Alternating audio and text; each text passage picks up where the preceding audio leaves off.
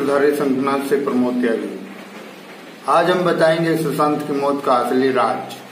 हम तो पूछेंगे और पूछेगा सारा समाज, आखिर कौन है सुशांत का कातिल?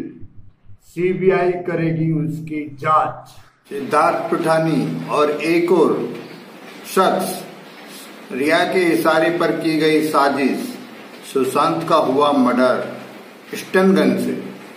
यूएन से आई है एक रिपोर्ट।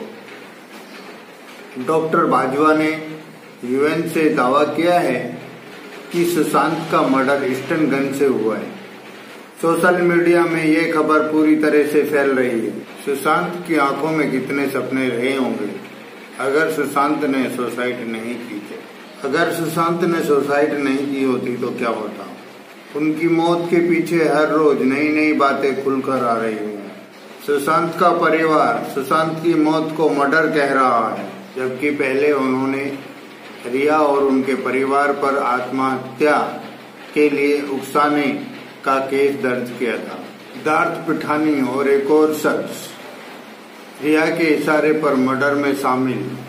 आखिर किसने चलाई स्टन गन जिससे हुई सुशांत की मौत? सुशांत केस की जांच सीबीआई को सौंपने का सुप्रीम कोर्ट का सही फैसला हुआ। बिहार के डीजीपी का कहना है कि मुंबई पुलिस ने हमारा सहयोग नहीं किया, वह हमें तकनीकी कारणों से उलझाती रही।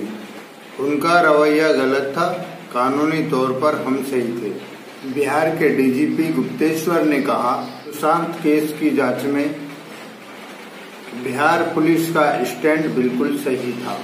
सुप्रीम कोर्ट ने सुशांत की सुसाइड केस की जांच सीबीआई को सौंपी है।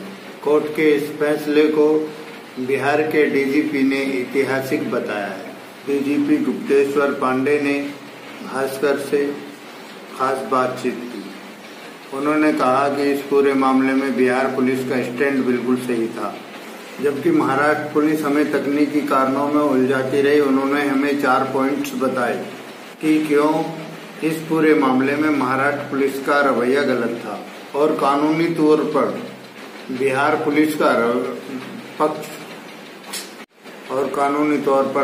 पुलिस का पक्ष सही था।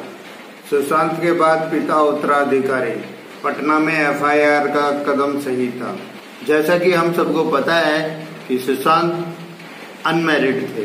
उनकी मौत के बाद स्वाभाविक तरीके से उनका पिता ही उनकी प्रॉपर्टी का उत्तराधिकारी होता है।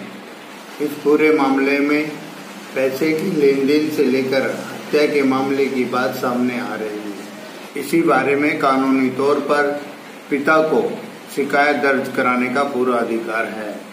वे पटना में रहते हैं, इसीलिए कानूनी तौर पर पटना में एफआईआर दर्ज कराने का उनका पूरा अधिकार है। यह सुप्रीम कोर्ट के फैसले में साफ हुआ। तकनीकी चीजों में उलझाती रही मुंबई की पुलिस। बिहार पुलिस जांच के लिए मुंबई गई तो उनका सहयोग नहीं किया गया। बिहार पुलिस पर मुंबई में आने जाने पर नजर रखी गई, यहाँ तक कि बिहार पुलिस से ही पूछताछ की गई। जरूरत के कागजात सबूतों तक के पूछने से रोका गया। यहाँ तक कि सुशांत की पोस्टमार्टम रिपोर्ट भी साझा नहीं की गई। मुंबई पुलिस के पुलिस कमिश्नर ने प्रेस कॉन्फ्रेंस करके इस मामले में कहा, यह बिहार पुलिस के अधिकार क्षेत्र में नहीं है, जबकि इस मामले में अधिकार क्षेत्र की कोई बात ही नहीं थी। पटना के एसपी को क्वारंटाइन किया गया। बिहार पुलिस ने बेहतर ऑर्डिनेंस के लिए पटना के एसपी आईपीएस विनय तिवारी को महाराष्ट्र भेजा। विनय तिवारी के पास कई इनपुट थे और उनके मामले को आगे ले जाती है, लेकिन बीएमसी ने उन्हें क्वारंटाइन कर दिया। जो बताया गया कि इस मामले में मुंबई पुलिस पर दबाव था। सुशांत के गांव से ग्राउंड रिपोर्ट। गांव वाले और रिश्तेदार बोले कि दूर से आता था तो सुशांत चमक जाता था। पूरा गांव अब तो चारों तरफ अंधेरा ही अंधेरा है। बस ऊपर वाले की कृपा हो जाए और सुशांत के हत्यारों को सजा हो जाए, यही हमारी प्रार्थना है। सुशांत के चाचा बोले, दिन हो या रात कुछ नहीं बदला, बस हमारा बेटा हमसे बिछड़ गया, हत्यारों को मिलनी चाहिए सजा। बॉलीवुड एक्टर सुशांत सिंह राजपूत मूल रूप से पूर्णिया जिला मलढिया गांव के रहने वाले थे। सुशांत सिंह राजपूत बिहार से ताल्लुक रखते थे।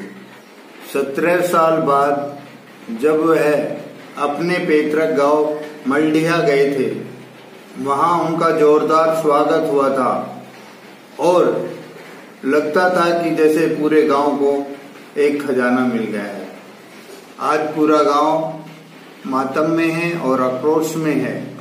सुप्रीम कोर्ट ने बुधवार को फैसला सुनाया कि सुशांत सिंह राजपूत के केस की जांच सीबीआई करेगी। इस फैसले से सुशांत के पैतृक गांव पूर्णिया के मडिया गांव में कुछ हलचल नहीं। रिश्तेदार सुकून में हैं कि जांच सीबीआई को सौंप दी गई है, पर उन्हें इंतजार है कि गुनहगारों को सजा मिले। गांव वालों से मिले तो उन्होंने बताया कि यादों में खो गए सुशांत, बस अब तो भगवान से यही प्रार्थना है कि कातिलों को फांसी हो। उदास होकर उसके मित्र बोले कि जब सुशांत आता था तो हम सबका चेहरा चमक जाता था, अब तो चारों तरफ अंधेरा ही अंधेरा है। हमारे गांव का तो सुशांत के साथ सब कुछ लूट गया, हमारे गांव का तो सब कुछ लूट गया। बस अब तो पूरे गांव की यही आस है कि सुशांत के कातिलों को फांसी हो और उसकी आत्मा को इंसाफ मिले। बस हम भगवान से यही प्रार्थना कर सकते हैं। बस आज की वीडियो में इतना ही। हम आपके लिए लाएंगे नई जानकारी। तब तक के लिए धन्यवाद। जय हिंद, वंदे मातरम।